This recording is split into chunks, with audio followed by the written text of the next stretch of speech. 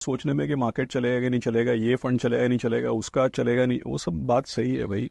लेकिन पहले आप कितना इन्वेस्ट कर रहे हो और कितने समय के लिए इन्वेस्ट कर रहे हो, वो भी तो इम्पोर्टेंट है। वो तो सबसे ज़्यादा इम्पोर्टेंट है। एक जो सब्जेक्ट आप स्टडी करने की ट्राई कर रहे हो, उसको उसी सब्जेक्ट को स्टडी करने के बजाय अगर आप अलग अलग सब्जेक्ट्स में उसका कंपेरेबल ढूंढोगे तो चीज़ ज़्यादा समझ में आएगी। इसीलिए मैंने एग्जाम, जैसे अगर मैं किसी को बोलूँ कि भाई, जैसे समझो आपकी तनख्वाह 15,000 है, 25,000 है, 30,000 है, 40,000 है।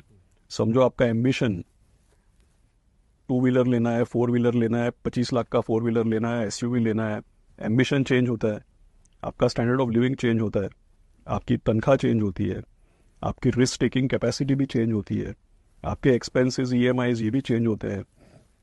तो क्या है कि भाई, मैंने देखा है कई बार, जिसकी 25,000 की तनख्वाह है, 50,000 की तनख्वाह है, लाख है, 2 लाख है, चाहे एसआईपी हो, चाहे इवन इंश्योरेंस हो, ये लोग सही मात्रा में नहीं करते हैं।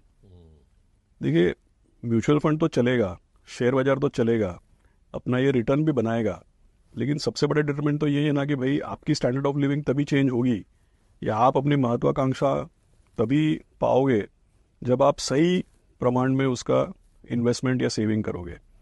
तो समझो कि भाई आज मैं 2,000 रुपये की एसआईपी करता हूँ, तो जैसे जैसे मेरी कैपेसिटी और स्टैंडर्ड ऑफ लिविंग और एक्सपेक्टेशंस जैसे जैसे बढ़ते हैं, तो मेरी इन्वेस्टमेंट का भी उस तरीके से स्केल बढ़ना चाहिए। तो लोग क्या करते हैं कि हर साल अपना जो इन्वेस्टमेंट है उसको रिव्यू करने के बजाय एक जो पहले से प्रथा चलती आ रही है वही चलती है बहुत। फिर क्या होता है भाई, फंड तो चल जाता है, मार्केट तो चल जाता है, रिटर्न तो बन जाता है, लेकिन आपने कैपिटल ही अगर कम लगाया तो फिर आपका कम ही बनेगा फिर। राइट। सो आई थिंक कि जितना आप कमाते हैं और जो आपके एक्सपेक्टेशंस है उसके अनुसार आपको सेविंग करना बहुत ज़रूरी है।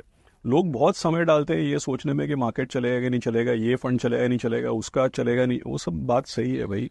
लेकिन पहले आप कितना इन्वेस्ट कर रहे हो और कितने समय के लिए इन्वेस्ट कर रहे हो, वो भी तो इम्पोर्टेंट है। वो तो सबसे ज़्यादा इम्पोर्टेंट है।